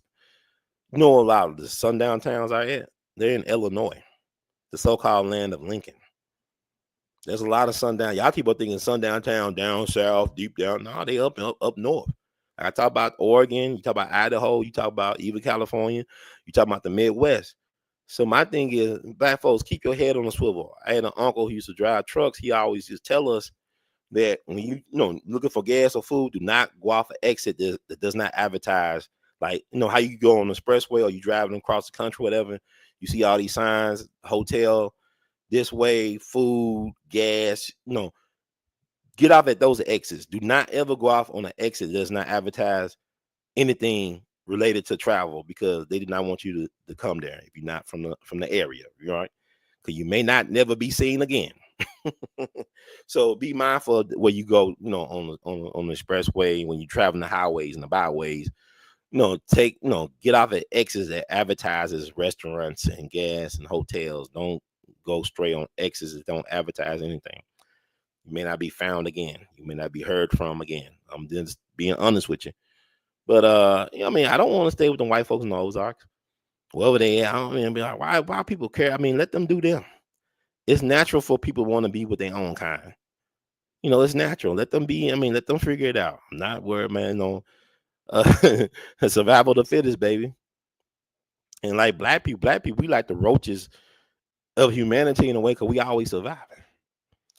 And I'm not even saying that as a disrespectful thing. I'm saying like we find ways to survive. They say only the strong survive. We found ways to survive. So with that said, let's move on to the Candace Owens thing. Oh yeah, HBO had Banging in Little Rock. That's right. And we still surviving. We still out here banging and blinging. But it make you saying black folk, we just so like we have no sense. Like white folks forgot that it was black women breastfeeding white people back in the day. The wet nurse. We raise your kids. Our women raise your kids. And yet we not good enough now. Something wrong with us now. Okay. But to each day on, I don't want to go where I'm just tolerated. I want to go where I'm celebrated. So white folks, you have at your white town. You see how they work. And what's interesting about these places, anywhere where black folks gathered have become viable real estate in this country. It's not where white people gather, it's where black people gathered. You look at Central Park. There was a black community. What called it? Seneca Village. You look at Georgetown in DC. That was a black neighborhood. Look at Harlem. Look at Memphis. Anywhere where black people at, it becomes viable real estate. You got all these LLCs and all these tech hubs trying to come to Memphis, get all this land. Yeah, they tell them black folks, Memphis, it's horrible. No, it's horrible for people that can't see and visualize and manifest and don't know who they are. It's horrible for people like that. That's anywhere. But yeah, let's get on to Candace Owens. Now, Candace Owens just 3 hours away from Memphis. She's up in Nashville raising hell. But she got international attention because she called out the first lady of France for being an alleged man, for being born a male. And also for grooming the current president of France, like them meeting when he was a teenager and she was allegedly 39 or maybe 47 when they met. And really that's unethical. And people don't talk enough about women being predators in the miseducation system. They always want to focus on men. But I be seeing these, sometimes be very attractive women preying on these young boys, manipulating these young boys into relationships, having babies by these young boys. And that speaks to like a certain dysfunction. They always want to focus on male predators. Some of the most diabolical sexual predators are women, especially in these institutions. And I talk about how, when slavery, a lot of us focus on the white man, but it's the white women. She was really running the show. In a lot of cases, she had a lot of power. It's funny to me when they talk about white women wanted the right to vote. The white women who had power didn't care about the vote. The white women who was married to the titans of industry, they had pillow talk. Pillow talk was more powerful than the vote. They could suggest things. They could whisper things into their husband's ear, whatever, to get things done. So that's another misconception. Like all white women wanted the vote. No, they already had the bedroom. They had the pillows. They had to talk. So that's another show for another day. But anyway, what we're talking about. So I be jumping off. But Candace Owens thing is interesting because she's a problem. No, make no mistake about it. Candace Owens hurt Kamala Harris last year. What she did was more impactful than Kendrick Lamar's Not Like Us. She waged a campaign on her platform where YouTube or Whitey, I don't call it YouTube, I call it YT Tube. YT is YT, right? It's YT Tube. They demonetize her platform, try to deplatform her. But the people spoke. She's the people's champ, for better or for worse. And she's really doing God's work. She's really doing her purpose. I mean, I'm impressed with Candace Owens. She is educating a lot of people about what's going on now. I don't agree with everything she talks about or how she views. I don't really care about the pop stuff that she does. I don't Justin Bieber, whatever. I don't care about that. But the political stuff, I really respect. And I know she has some protection. I know that universal God, like Dick Greg would tell me, the universal God provides you with a certain amount of protection. And she need to be protected because she has a family, a growing young family, and we want the best for her. But what's smart is like another Dick Gregory playbook is when like people come to Dick and tell him to keep it a secret, he would never keep it a secret. He would tell the whole world. Because like he said, why you gonna get rid of me once the world knows? Now the whole world knows what's going on in France with the first lady gentleman, and the president. And they suing Candace Owens. So they can't really do anything to Candace because there's no such thing as an accident anymore. I don't believe in accidents. I don't. So they can't touch Candace like that. I don't see them doing no accidents or nothing like that. Maybe they could assassinate her character. Or maybe they play the long game. They get her later on. But they can't do no Princess Die. They ain't gonna be doing no Malcolm Jamal Warners on no Candace Owens because something happened to her. It just proves what she's saying is true. It gives her more credibility. And really, Candace Owens is a throwback. People crap on Candace. I'm looking at it from a historical perspective. She's kind of like a cross between Dorothy Kilgallen and Louis Lomax. Look them up. Look up Dorothy Kilgallen, who was really on the verge of solving the Kennedy assassination of JFK, and they deleted her, tried to make it look like she off herself and she was murdered. That's Dorothy Kilgallen. And also Louis Lomax, a pioneering black journalist from Georgia, who helped produce the documentary That Hate Produced, that introduced the world to the Nation of Islam and to Malcolm X. He did that with Mike Wallace. He's a pioneering investigative journalist and TV journalist. They offed him in a one-way accident. His brakes went out, I think out in the Southwest. I believe he was like in Arizona. His brakes went out towards the end of the 60s because he was actually on the verge of solving what happened to Martin and Malcolm. He was investigating what happened to Martin Luther King Jr., Dr. Martin Luther King Jr., Malcolm X.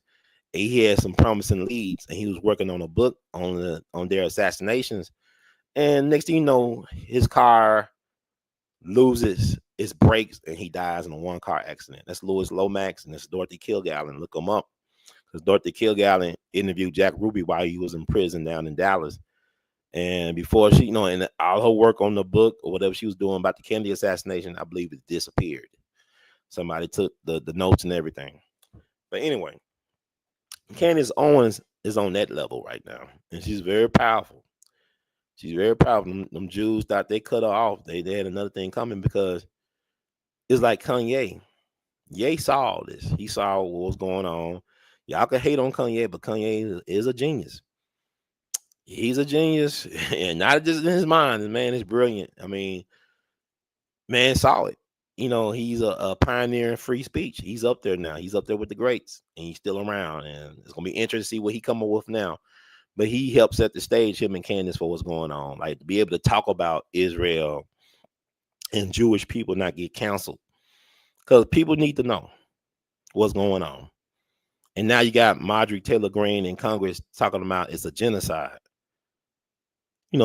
Crazy Marjorie with the tinfoil cap. And she's like a broke clock. She's right at least twice a day. I mean, what's Jasmine Crockett has declared it was a genocide in Gaza? What's Jasmine Crockett doing for y'all besides making TikTok videos? I mean, it's really like, I'm not even going after her like that, but I'm saying like what's going on really, people. But Candace is doing her God work, and a lot of people may be envious of her ability to be so effective at what she does. I remember she talked about the USS Liberty, one of our ships that was taken out by Israel back in the 60s, false flag. Gulf of Tonkin, false flag that led us to our escalation in the Vietnam War. There's a lot to talk about. I'm not gonna get into all the too spicy burrito right now in this later the night. But yeah, God bless Candace Owens. Keep on doing what you're doing. Keep on producing and pushing. And it'll be interesting. But Candace basically, they can't do anything to Candace. That's the beauty of it, because if something happens to her, and if something, they're gonna make sure she stay alive. They're not gonna touch her. They can't, because they're gonna look really bad. Because people already, she got millions of people around the world watching France right now. Even people inside of France, they cheering her on. And this is bigger than anything, because when you on the side of truth, no matter how many soldiers get eliminated, you can't kill the truth. Truth crushed to the ground, so rise again. So onward, Christian soldiers.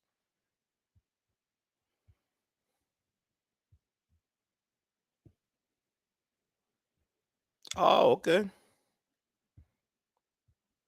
Said, sorry, I'm just logging in now, just getting off work. What's the topic tonight, family? Brother Ron saying hello from Los Angeles. Well, welcome, welcome, welcome. And you said, I'm sorry, I ain't really looking at the comments like I should, like, y'all right. I'm glad y'all. The Kanye said if Leonardo DiCaprio can say and 1,000 times on Django and not get canceled, but get paid for it, we have to start looking into this whole racial comments issue differently. Yeah, we got to look at it differently, because like one of my jegnas, Bobby Dick Gregory, wrote a book called what? Naga. He said, he told his mom, every time you hear somebody say that word, I'm getting paid.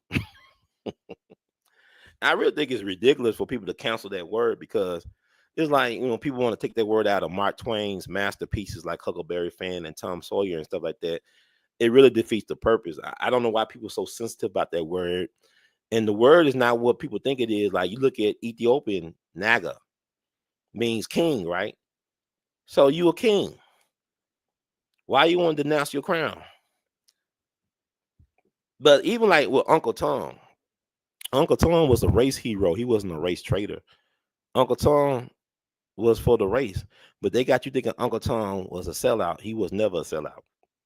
So when somebody called me Uncle Tom, that means I'm doing right by black people. You said spirit of justice, I can't stand her. I mean, it's not about ain't about the messenger at this point. To me, it's like the mailman theory. I got this thing called the mailman theory, where like a mailman could be on meth, on crystal meth, could be heroin, fentanyl, whatever. Could really be a jackass, could be, have domestic violence issues, but as long as the mailman delivers my mail on time, I'm not worried about what the mailman do in their private life or what they do on the rest of the route. My concern is the message, the mail. So once we stop idolatry, worshiping people, and start just receiving what they have to offer you, it doesn't make a difference who gives you the mail, as long as you get what you're supposed to get. So it's like, whether it be Candace Owens or Dr. Umar Johnson, stop looking at the person and just look at the message. Because you don't want to throw out the baby with the bathwater. So, okay. So we make a good time. So now, this the 50th anniversary of the Jimmy Hoffa situation. Or it was July 30th, marked the 50th anniversary of Jimmy Hoffa. And my thing is, it's interesting to think about, people talk about the Epstein files, but nobody talk about why haven't we learned about what happened to Jimmy Hoffa in 50 years. This guy was a very important figure in the history of America, labor movement. And it's like, we really don't know too much about Jimmy Hoffa in the way how he's been portrayed. Like, there's been several movies about Jimmy Hoffa. Beretta, Robert Blake played Jimmy Hoffa in a made-for-TV docu-series, I believe. And also, it was not that bad. It was pretty good. Robert Blake did a good Jimmy Hoffa. And also Jack Nicholson did Jimmy Hoffa in the movie Hoffa with Danny DeVito. I thought he did a good job. And Al Pacino had his turn in The Irishman. And this Jimmy Hoffa was interesting. Like, he was wavering and stuff like that. But Al Pacino is Al Pacino. Give him a pass. Because he's really, iconic like anybody else. But Jimmy Hoffa is kind of like sometimes portrayed as one-dimensional. They want to think like he was just a stooge for the mob. And my thing was, the mob did not make Jimmy Hoffa. Kroger. Let's go Krogering. Kroger made Jimmy Hoffa. Jimmy Hoffa was made by Kroger when he led and organized a strike when he was just in his teen years. He was a prodigy. Jimmy Hoffa was a prodigy. He was born February the 14th, 1913 in Indiana. But he came up hard in the streets of Detroit. and he organized a strike at Kroger's distribution center in Detroit back in 1932. And there when people started seeing him for who he was. So the mob, I guess, groomed him to a certain degree. But Jimmy Hoffa was always Jimmy Hoffa. You know, he's always a tough as nails, little short man. He had a short man complex like Napoleon, but the guy was powerful. He had power that rivaled the president of the United States. That's how powerful he was. He could shut down the whole country if he wanted to because he controlled the Teamster Union, all the trucking and all the stuff in the country. He could shut down the whole country. That's the type of power he waged. And people talking about, well, he was corrupt. And he did use he allowed the mafia, when he became president of the Teamsters back in the 50s, he did allow the mafia to use the pension fund to invest in Vegas, but they always paid it back with interest. So he actually increased the pension fund by dealing with the devil, which is the mafia. So he didn't cheat the working man like that. He advocated for the working man, and he helped invest in the working man's pension by his dealings with the devil. And now I know he got in trouble back. Let's see, my screen doing right. He got in trouble back in the 60s. He spent like almost 5 years in prison. He went to prison back in the late 60s. Sentence was commuted by President Richard Nixon in 1971. But the deal was made that he could not be involved with the Teamsters until 1980. And like I feel like he was double crossed because he felt like if he knew that was the deal, he would have probably stayed in prison. But he soon he got out of prison, he tried to fight for his position back as president of the Teamsters. His right-hand man, Fitzsimmons, was over the Teamsters. And I believe the mafia got more comfortable with Fitzsimmons because he was more of a yes man than Hoffa. They was able to get more money out of Fitzsimmons than Hoffa. Because Hoffa, like y'all, people say he's a puppet and all that. Hoffa, he could tell them no too. He could push back when he needed to push back. And actually, he knew the type of characters he was dealing with. But what's interesting is he was warned to not try to seek office, president of the Teamsters. Like before they do anything to you, the mafia will warn you. They'll say, look, you might want to back down, buddy. They'll tell him, hey man, we like you. We don't like you that much, but we're gonna warn you. You need to step back. And Hoffa did not want to step back. Hoffa, for whatever reason, could not read the room. And so really he betrayed himself. But he supposed to met with some top hitters in the mafia. I think Tony Giacalone from the Detroit Mafia and Tony Provenzano from the Genovese family branch in New Jersey. They supposed to met with Jimmy Hoffa for lunch, I guess, at the Marcus Fox, whatever restaurant in the Bloomington Township, I believe, back on July 30th, 1975. But, he disappeared for whatever reason. And ever since that time, the FBI been looking for him. But the FBI kind of weird to me. They like Keystone cops because like they'll get credible tips from, I guess reliable sources to the degree. Like they went to a horse farm to try to find Jimmy Hoffa because a guy said he saw Jimmy Hoffa get buried at the horse farm, whatever. One of Jimmy Hoffa's rivals or nemesis was Roland McMasters, whatever. This gangster union goon, allegedly one of the people that helped get rid of Hoffa. Allegedly, they buried Hoffa on his horse farm. The guy told them where to look, and they looked in the wrong place. So even though they dug up all this stuff on the horse farm, they did not dig in the right place. It's like even when a guy claimed that they put Jimmy Hoffa in a 55 gallon drum, right, and drove him to New Jersey and dumped him at a waste site. When they went to digging several years ago under the Skyway, they allegedly dug in the wrong place again. Like the FBI, like they doing it on purpose. Like, why are you digging in the wrong places? People telling you to a certain place to dig in, y'all digging in the wrong places. What is that about? Are y'all knowing that, hey, y'all in on it too? It's been 50 years. And then like the crazy thing, like you feel sorry for the Hoffa family, at least I do, because you got the son, James P. Hoffa, because his name was P, his middle initial. His daddy's name was R. R stand for Riddle, which is interesting. His middle name basically embodies his legacy. It's a riddle what happened to him. So then you have Jimmy Hoffa's daughter, who was a former circuit court judge down in the state of Missouri. She went to the same college I went to, Washington University in St. Louis. But she was a circuit court judge. So you have your son, former Teamster president for I think 25 years, something like that. Longer than his father actually was Teamster president. And then you have your daughter who's a judge, and they still got no answers about what happened to their father in 2025. That's insane. The FBI like fools. And the thing about it is, I'm into the Hoffa thing because, this is something that people don't understand. Hoffa was a problem, not necessarily for the mob, but for the powers that think they be. Because he really did stand up for the working person, for the working people. And people don't understand how the Democratic Party sold out the working people. Like they sold out the labor movement back in '99 under the Bill Clinton's administration. And they went with NAFTA, the North Atlantic Free Trade Agreement, that sold us out. Because we used to be a producing nation. Now we became a consumer nation. We used to be able to produce things. Like even when you talking about how bad stuff was back in the 60s for black people and all this.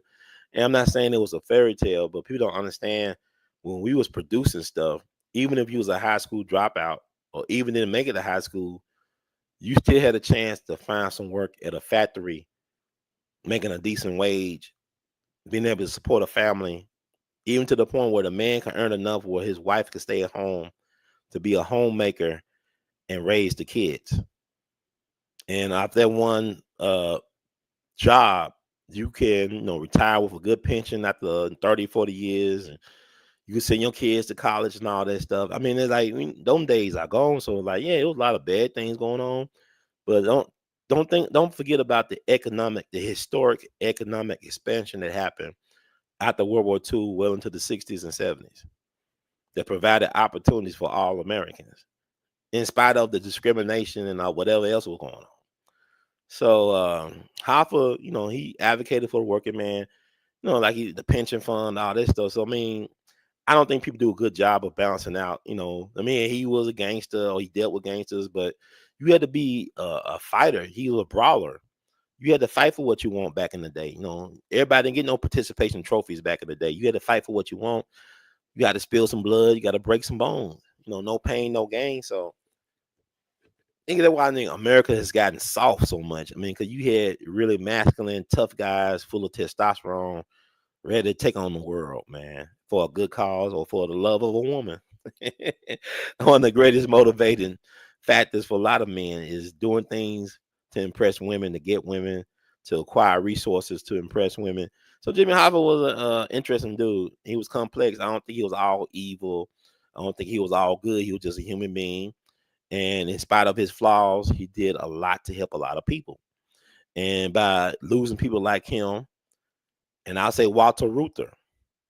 Walter Reuther was a saint compared to Jimmy Hoffa. They tried to kill him many times.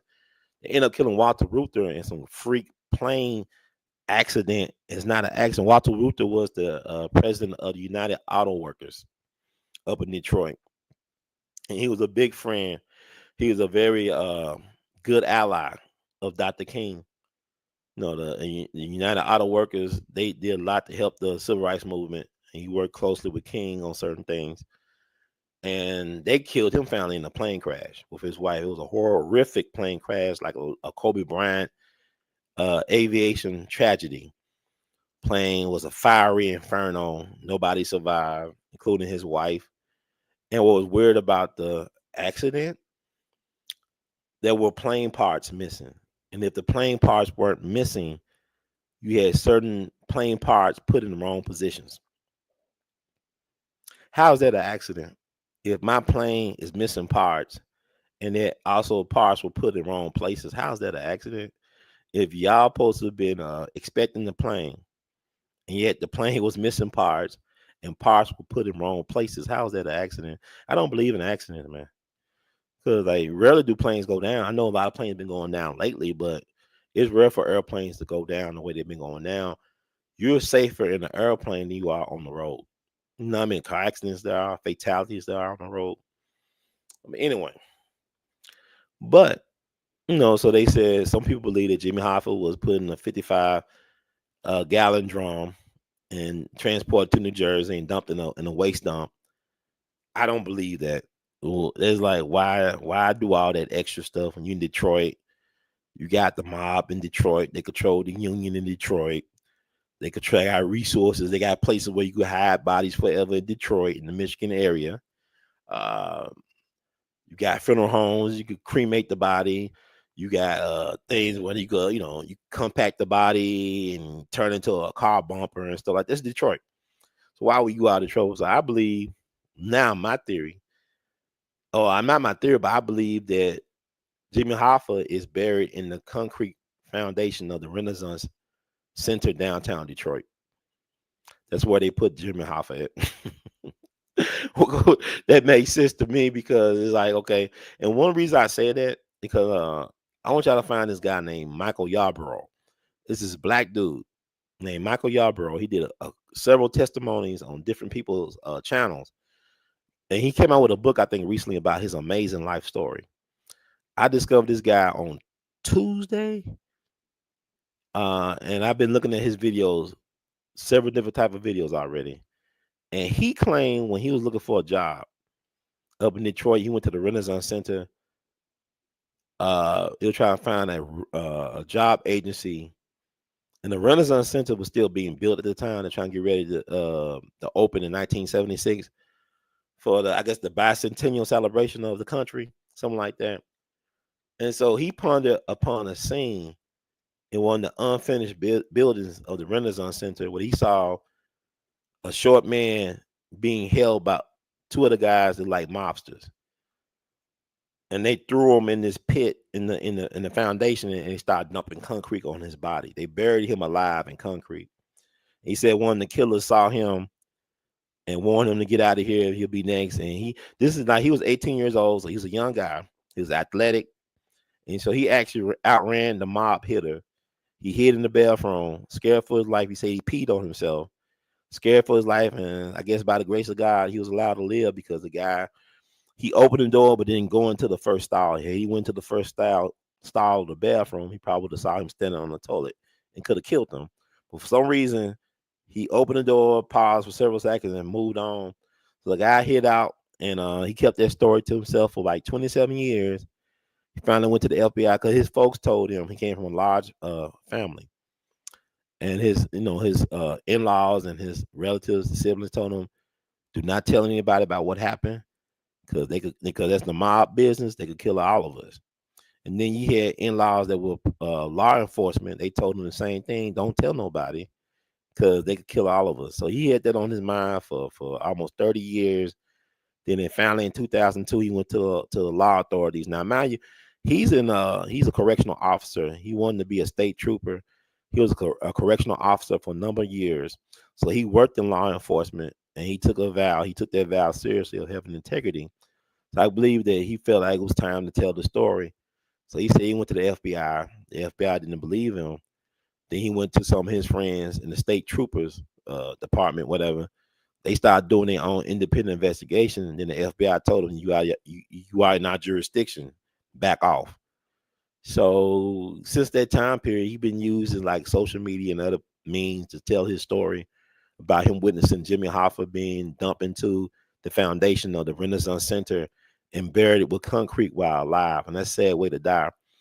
Now, I'm thinking too, he's trying to get do a sonar. We don't try to do trying to find out if there's remains. Cause he actually know the spot where Jimmy Hoffa was buried. According to him, like he was on a recent video and he went to the spot where he saw Jimmy Hoffa standing. They threw him in the ground in the concrete. And he said that's the spot, and they want to use like sonar technology or something like that to see if they can find any remains in the concrete. And I don't see what the problem is. Why won't the FBI look at the Renaissance Center? Because it was a Jimmy Hoffa's driver back in the 50s. He was a Canadian guy. He said this on Larry King and in other interviews that he believed that Jimmy Hoffa is also buried at the Renaissance Center downtown Detroit. And I think they're in the process of knocking down the Renaissance Center. I think they going to demolish a couple of buildings. Why not, take some equipment and see if it's true and go to the right place this time. Stop going like Keystone Cop bullshit. It made me wonder: did the government eliminate Jimmy Hoffa? Because they keep on like, oh man, we dig in the wrong place. So go to the right place this time with the technology and really see if there's something buried in concrete. And it wouldn't surprise me if there was other victims, not just Jimmy Hoffa, other mob victims buried in the concrete. The mob control construction in Detroit, New York, all the construction unions and stuff, Detroit and all them places, Chicago. So, I mean, it would be no thing for them to bury people in concrete and part of building foundations. But I think the guy is credible. Now, he's a hell of an actor. He got some acting credits, but it's a hell of a story. It made for a better movie than The Irishman. Netflix spent $200 million on The Irishman. Now, on The Irishman, they could have Ryan Coogler direct this movie for about $20 million. It'll be a blockbuster. But anyway, that's just me. But look up Michael Yarbrough online on YouTube and stuff like that. And we're in the process of trying to get him on the show to speak about it. He spoke about it in several different shows. Every show I listen to him on, I'm never bored. It's amazing. Like, his life story is incredible. It's not just even about the Hoffa thing. I mean, he survived serial killers. He survived Detroit organized crime in the 1980s, Young Boy Incorporated. He had encounters with White Boy Rick. I mean, the guy had like a Forrest Gump life. He said he thanked God for his green Chuck Taylors helping him run out the mob in the Renaissance Center back in 75. So I look forward to having him on. But I believe Jimmy Hoffa may be buried at the Renaissance Center based on what he said and what the mobster said. He used to drive around, Jimmy Hoffa, back in the 50s. He said Tony Jack Aloni, we ran the mob back in the day, Tony Jack Aloni, who Jimmy Hoffa was supposed to meet with at the Marcus Fox restaurant. He said one day they went walking into the entrance or whatever the building. He said, "Hey boys, say hello to Hoffa." Like it was a joke, and I guess people laughed, but he took note. I believe Jimmy Hoffa is at the Renaissance Center downtown, the place that the FBI don't want to look into. But this black man, Michael Yarbrough, is insisted on looking into. And if we could find a way to help raise awareness and money for that, that'd be awesome. I would love to go to Detroit to support that. Because I'm just fascinated what happened to Jimmy Hoffa. But let me know it's like his government involvement, and Donald Trump could do a big for the Hoffa family. As trying to figure out if you're gonna release the Epstein files, release all the government files on Jimmy Hoffa, because the public, we deserve to know what happened to Jimmy Hoffa as well, and the family needs closure. And also, FBI, please help Michael Yarbrough and let him show you where Jimmy Hoffa was allegedly put into a concrete grave, so y'all can actually find this man's remains, so his family can have some closure. Because I'm keep on thinking the government was involved. Cause y'all gotta remember the gun that killed Dr. King, chain of possession, can be traced back to the FBI. It came from the FBI, the gun that killed Dr. King. So anyway, I want to thank y'all. They said on the home plate of Yankee Stadium. Well, that's the old Yankee Stadium. They got the new Yankee Stadium now. The old one they demolished, I believe. Yeah. So that's it, folks. Thank y'all for tuning out to tune in to get in where you don't fit in, because human salvation lies in the hands of the creatively maladjusted. I'm your hostess with the mostest, Brother Ron, also known as R2C2H2. Words of Duke Ellington, we love you madly. Words of Brother Ron, keep on producing and pushing.